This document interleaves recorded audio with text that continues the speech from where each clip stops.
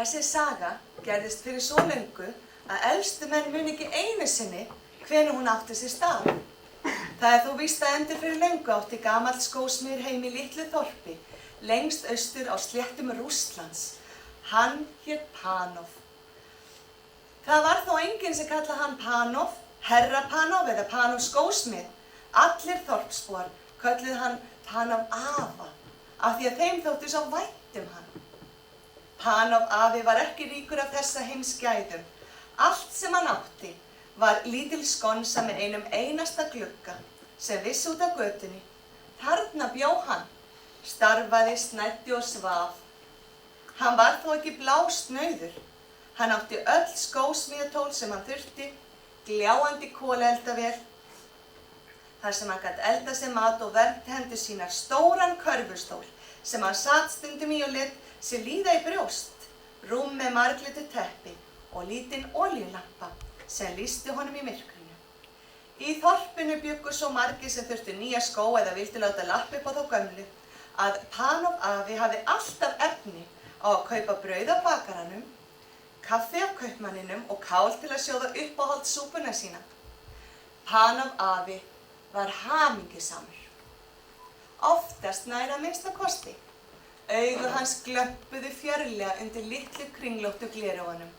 Hann var vanur að raula lagstúf fyrir munni sér og heilsaði glaðlega öllum þeim sem átti leið framhjá. Í dag var þó allt með öðrum hætti. Panov afi stóð við gluggann og horfði út. Hann var hryggur. Honum varð hugsað til konu sinnar sem var látin fyrir mörgum árum og til barna sinnar sem voru fullorðin og fluttað heiman. Í dag var aðfangadag jóla. Allir þorpsbúar héldu sig heim í faðmi fjölskyldunar. Panov afi horfði niður eftir þorpsgötunni. Allt var uppljómað af lifandi ljósum. Álengdar heyrði hann hróp og hlátursköll frá börnum að leik. Ilmurinn af öllum jólamatnum þrengdi sér inn gættina á litla verkstæðinu hans. Þvílíkt og annað eins. Þvílíkt og annað eins. Stundi Panov afi. Hann sneri upp á sítt grátt yfirskeggið og drúpti höfðið. Þvílíkt og annað eins. Þvílíkt og annað eins. Í dag gæti ekkert gerst, kveikt gæti að nýju lampan undir litlu kringlóttu gleraugunum. Panov afi andvarpaði þungt, síðan tendraði hann lampan. Teygði sig upp á hilluna hátt á veggnum og tók ofan gamla bók í brúnum spjöldum. Hann sópaði nokkrum leðurpjöllum á borðinu og setti kaffikönnuna yfir, síðan settist hann í körfustólinn og hóf að lesa. Panov afi hafði aldrei fengið að ganga í skóla, þess vegna var hann stirðlæs. Hann fylgdi línunum með fingrinum og stautaði upphátt, þó hann væri aleinn. Það sem Panov afi las var frásagan af fæðingu Jesú. Hann fæddist ekki í hlýju herbergi, heldur út í fjárhúsi, þar sem foreldrar hans höfðu leitað sér næturstaðar, því það var ekki rúm fyrir þau í gistuhúsinu. Þvílíkt og annað eins. Þvílíkt og annað eins. Stundi Panov afi og vatt upp á yfirskeggið. Hefðu þau aðeins komið hingað, þá hefðu þau getað sofið í rúminu mínu. Litli drengurinn hefði getað fengið að kúra undir ábreiðunni minni. Ég hefði notið þess að fá félagsskap og lítið barn að hjala við. Panov afi stóð á fætur. Hann skaraði í eldinn. Myrkrið hafði fallið á.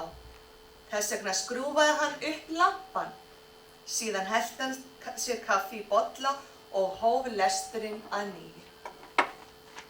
Hann las ríka menn sem ferðuðust langan veg til að færa Jesú barninu gjafir. Gull og ilmandi reykelsi, þvílíkt og annað eins. Þvílíkt og annað eins. Stundi Panov afi. Hefði Jesús komið hingað, hefði ég ekki átt neitt að gefa honum. Skyndilega færðist þó bros yfir andlitið, augu hans glömpuðu undir litlu kringlóttu gleraugunum. Hann stóð upp frá borðinu og gekk yfir að hillunni. Þaðan tók hann rykfallinn böggul sem snæri var hnýtt utan. Hann opnaði böggulinn og tók fram litla barnsskó. Með sinn skóinn í hvorri hendi stóð hann nú grafkyrr og laut höfði. Þetta voru þeir bestu skór sem hann hafði nokkru sinni smíðað. Ég hefði getað gefið Jesú þessa, hvíslaði hann. Síðan lagði hann skóna varlega í umbúðirnar að nýju og staulaðist tilbaka að stólnum. Hann varp öndinni þungt og hóf að nýju að stauta upp á bókinni brúnu. Hvort sem hitanum var að kenna þið hinu, að það var orðið áliðið, þá leið ekki að löngu þar til boginn fingur Panofs afa féll út af blaðsíðunni, lítil kringlótt gleraugun runnu fram að nefinu og Panof afi sofnaði fast. Úti fyrir var myrkrið stöðugt svartara, skuggar liðu fram hjá glugganum, gamli skósmiðurinn svaf og hraut lágt. Afi, Panof afi, var skyndilega sagt inn í herberginu. Gamli maðurinn hrökk við og grátti yfirskeggi skalf. Hver er þar? Hrópaði hann og skimaði hræddur í kringu sig. Hann sá ekki vel frá sér án gleraugnanna en enginn virtist hafa komið. Panof afi, var aftur sagt. Þú óskaði þess að fá að sjá mig, að ég kæmi til þín og þú gæti gefið mér gjöf. Á morgun kem ég. Fylgstu með öllum sem leiða götuna frá því býti þar til kvöldi komið. Vertu nú vakandi á verðinum, því ég mun ekki segja hver ég er. Það var dauðaþögn. Panof afi neri augun og rétti sig upp í stólnum. Eldurinn var kulnaður, það hafði þornað á lampanum, kirkjuklukkurnar hringdi inn hátíðina. Þetta var hann, sagði maðurinn við sjálfan sig. Þetta var Jesús. Hann sneri upp á yfirskeggi í þungum þönkum. Ef til vill var þetta aðeins draumur, en það skiptir engu máli. Ég skal vera á verði og vænta þess að hann viti mín á jóladaginn. Hvernig á ég að þekkja hann? Hann var ekki alltaf lítill. Hann óx og var fullorðinn. Konungur. Það var sagt að hann væri sjálfur Guð. Gamli maðurinn hristi höfuðið. Þvílíkt og annað eins. Þvílíkt og annað eins. Ég verð svo sannarlega verið að verða morgun. Panof afi fór ekki úr fötum nóttina. Hann sat uppi og starði út gluggann. Hann vildi sjá alla þá sem leið eftir framhjá, allt frá því sá fyrsti færi Sólin sté æ hærra yfir hæðirnar í austri. Loks náðu geislar hennar að skína á langa, steinlagða götuna fyrir utan. Það sást ekki til nokkurs manns. Það er best að ég helli mér upp á sterkt kaffi í tilefni jólanna, sagði Panof afi við sjálfan sig. Hann kveikti upp í kolavélinni og hellti upp á stóra könnu af sterku kaffi. Augu hans viku ekki frá glugganum allan tíman. Loksins kom einhver. Panof afi sá hillandi vegfaranda langt í fjarska. Hann rýndi gegnum hélega rúðuna. Hann var í uppnámi. Ef þetta væri nú Jesús sem komið væri að viti hans, hann var þá fyrir vonbrigðum. Vegfarandi nálgaðist. Hann gekk hægt og nam oft staðar. Panof vissi svo sem hver þetta var. Þetta var gamli götusóparinn sem kom vikulega með hjólbörurnar sínar og sóp. Panof afi fann til gremju. Hann hafði í fleira að snúast en að standa aðgerðalaus og bíða eftir gömlum götusópara. Hann vænti komu Guðs, konungsins Krists. Vonsvikinn sneri hann sér frá glugganum og beið þar til hann hélt að gamli maðurinn hlyti að vera farinn hjá. Þegar hann leit út á ný, sá hann að götusóparinn var hinum megin við götuna, beint á móti verkstæðinu. Hann hafði lagt hjólbörurnar frá sér. Hann neri saman höndunum og stappaði niður fótunum. Götusóparinn virtist hrollkalt að hugsa sér. Hann varð að vinna á sjálfan jóladaginn. Sæll, hrópaði hann úr gættinni, sæll gamli vinur. Götusóparinn sneri sér óttasleginn við. Flestir stríddu honum, en Panof afi stóð bara þarna og brosti. Viltu koma og fá þér kaffitár? Viltu má fá þér kaffitár? Spurði hann og sté inn í þröngt verkstæði. Þetta var vingjarnlegt af þér. Þú hefði getað látið það vera.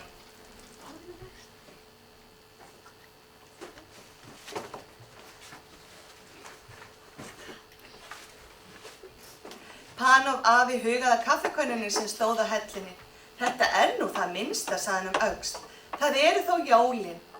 Gamli maðurinn andaði sér kaffi í anganinni. Þetta eru nú einu hátíðabrigðin sem ég fæ. Hann tók við bollanum sem Panov afi rétti honum og staulaðist að kolavélinni til að ylja sér. Súr fnykur á rökum görmum hans fyllti verkstæðið. Panov afi fór aftur út af glugganum og skimaði upp og ofan götuna. Áttu von á einhverjum? Hváði gamli maðurinn rámri röddu. Þá best að ég tæfi ekki lengur. Panov afi hristi höfuðið. Nú jæja, hefur þú heyrt minnst á Jesú? Spurði hann.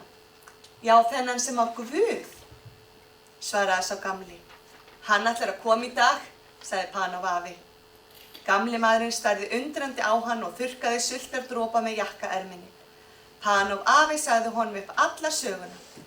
Þess vegna stend ég nú hér og bíð, lauk hann máli sínu. Götusóparinn lagði frá sér bollan og yppti öxlum. Það var og. Gangi þér þá allt í haginn, sagði hann og bjóst undir að fara, og takk fyrir kaffi. Í fyrsta sinn brosti götusóparinn við. Síðan flýtti hann sér út og hraðaði sér niður götuna með hjólbörurnar. Panov afi stóð eftir í gættinni og sá götusóparann hverfa. Hann kvimaði upp og ofan eftir götunni.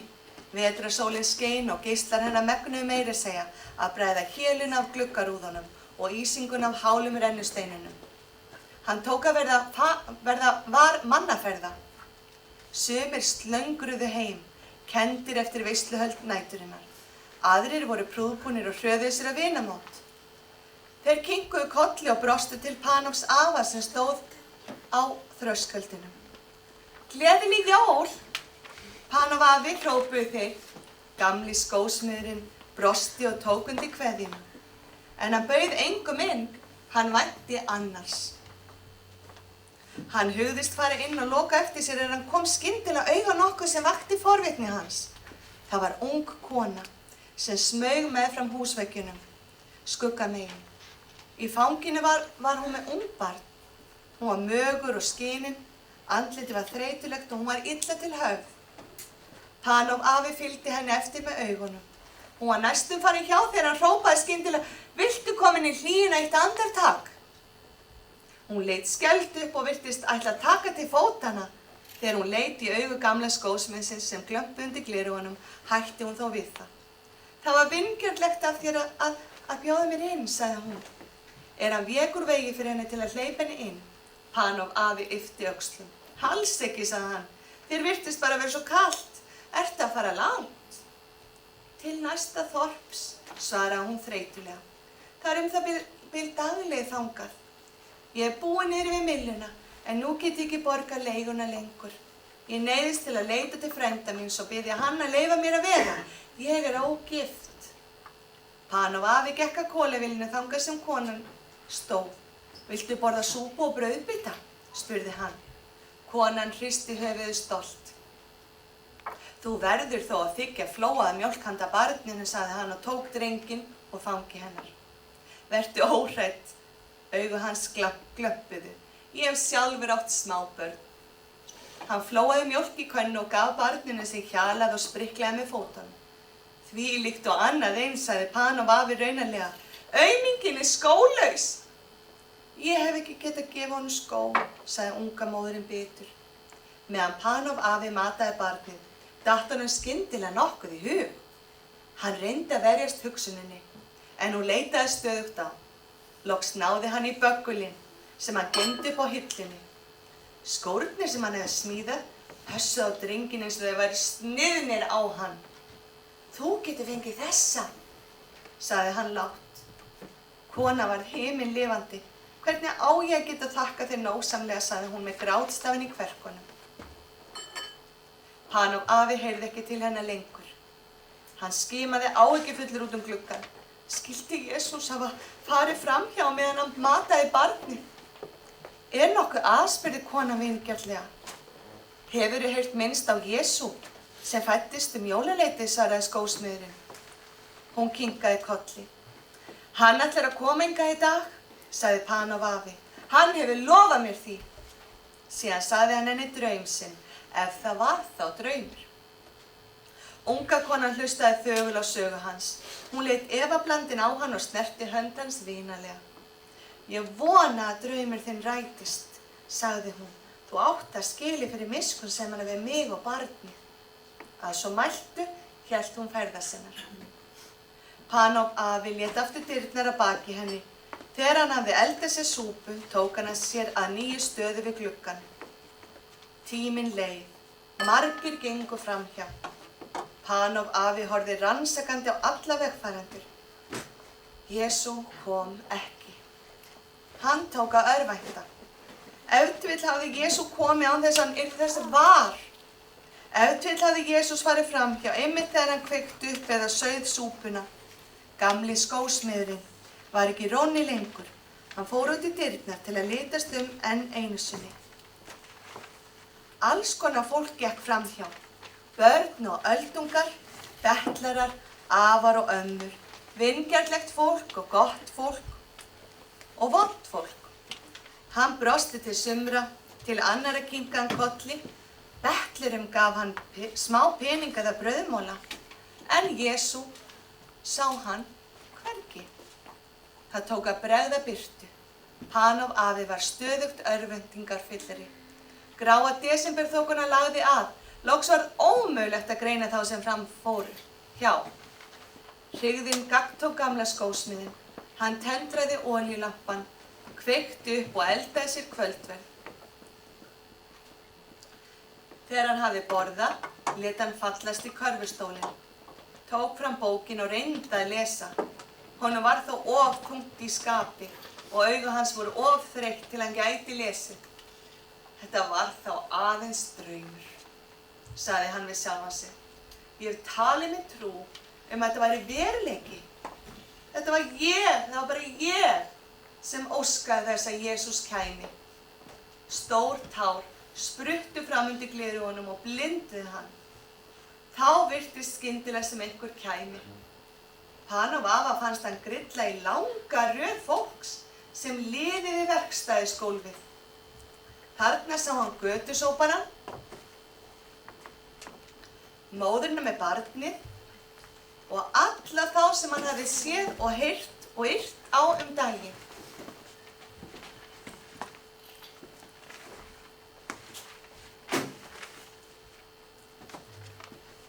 Þegar þeir fóru fram hjá honum, hvíslaði hver af öðrum. Þekkti þú mig ekki, Panov afi.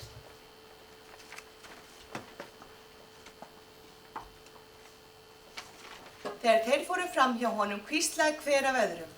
Þekkti þú mig ekki, Panov afi. Hver ert þú, hrópaði gamli skósmiðurinn og hósi með erfiðismunum upp úr stólnum. Hver ert þú eiginlega, svaraði mér! Loks heyrði hann sömu rödd og nóttin áður. Hann gat ekki gert sér grein fyrir hvaðan hún kom. Ég var svangur og þú gafst mér að borða. Ég var þyrstur og þú gafst mér að drekka. Mér var kalt og þú bauðst mér inn. Ég mætti þér í öllum þeim sem þú líknaðir í dag þegar þú aðstoðaðir þá, miskunnaðir þú þig yfir mig. Allt var hljótt. Tárin þornuðu af augum gamla mannsins en hann kom þó ekki auga á neitt. Þvílíkt og hann að eins, sagði Panov afi hægt og vatt upp á sítt grátt yfirskeggið. Hann kom þá, þrátt fyrir allt. Gamli skósmiðurinn kinkaði hugsandi kolli. Síðan brosti hann og glampinn kviknaði nýju undir litlu kringlóttu gleraugunum.